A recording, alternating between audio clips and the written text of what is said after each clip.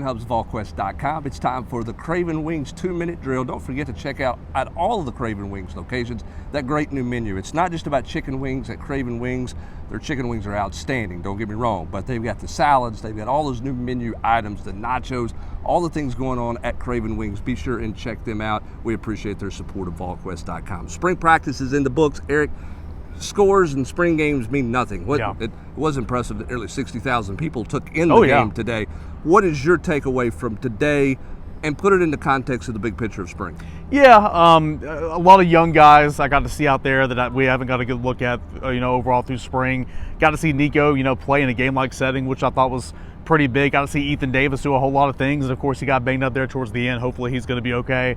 But for me it was about seeing those young guys, because again, you put it in the context of what does this mean for the fall? Not a whole lot, because a lot of your offensive linemen weren't playing. Some of those key guys, linebackers, some running backs, some of these key contributors for you weren't even out there on the football field here today. So enjoyed seeing the young guys, like seeing those guys compete, and I like seeing some of those throws. And you almost saw a little bit of the future here this afternoon from Nico, Ethan Davis, Cam Seldon, Sean Bishop. Yeah, you certainly did. I thought Nico's legs were really good. I thought his pocket awareness was, you start talking about intangibles for quarterbacks. Mm-hmm. Look, he made a beautiful throw down the sideline, right? Oh, yeah. I mean, he can throw the football. There's no doubt about that.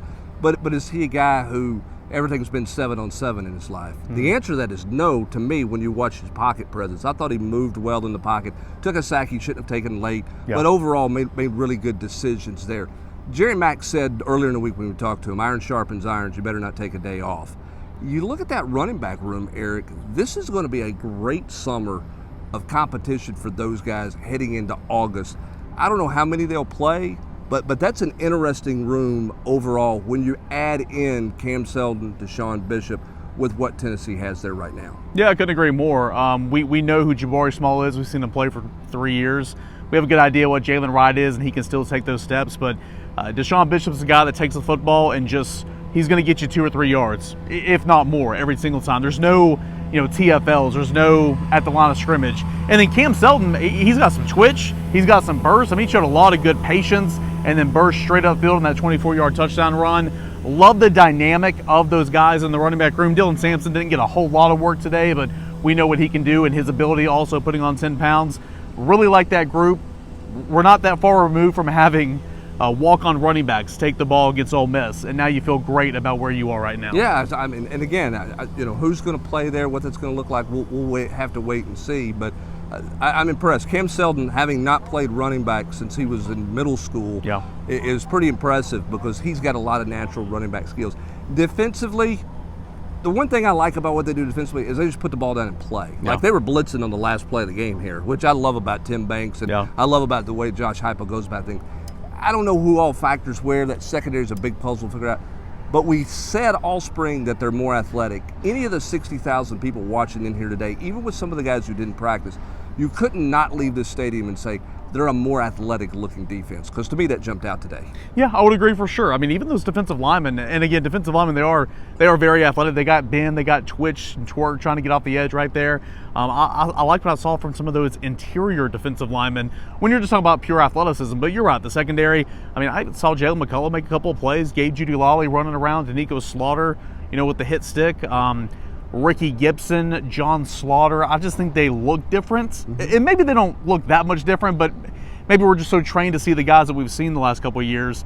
I mean, John Slaughter is a good-looking guy back there. Ricky Gibson and Jordan Matthews, of course. So I would agree with that. I think that they're a little bit more faster, a little bit more athletic in the back end. It's got to come together. They got to settle on that rotation.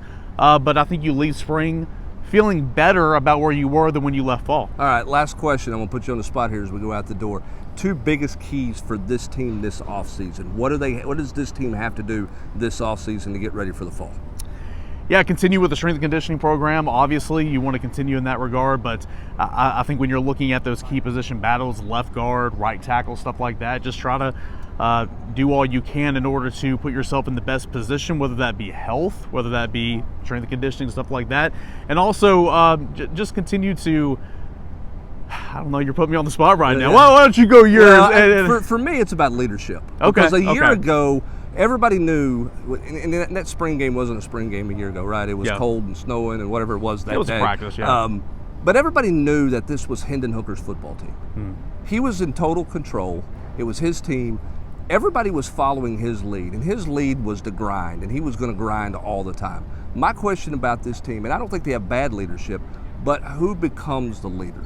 Who are those guys who take this offseason and come out of this deal here and really run with it, the way that Jalen Hyatt did a year ago, the way Theo Jackson did 2 years ago?